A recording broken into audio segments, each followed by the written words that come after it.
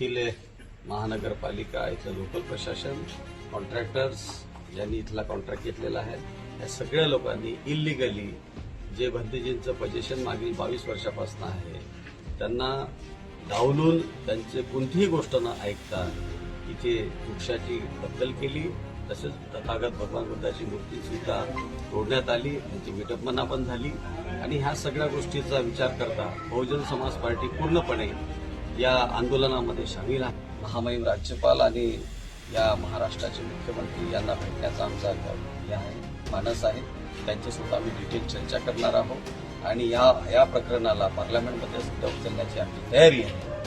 आणि ज्या स्थितीपर्यंत किंवा ज्या लिमिटपर्यंत जायची गरज पडेल त्या लिमिटपर्यंत बहुजन समाज पार्टी जाईल आणि जन आंदोलनामध्ये सुद्धा सहभागी असेल. तरी मी सर्व बौद्ध धर्मीय आणि SC ST OBCच्या लोकांना ही कडकडीची विनंती करतो की असे अत्याचार कोणावरच व्हायला नको आणि हे जर होत आहे तर आपण याच्या विरोधात दाद मागायला पाहिजे आणि भंतेजीसोबत आपण या आंदोलनामध्ये उतरायला पाहिजे. बहुजन समाज पार्टी पूर्ण ताकदीनिशी भंतेजीसोबत या आंदोलनामध्ये उतरते.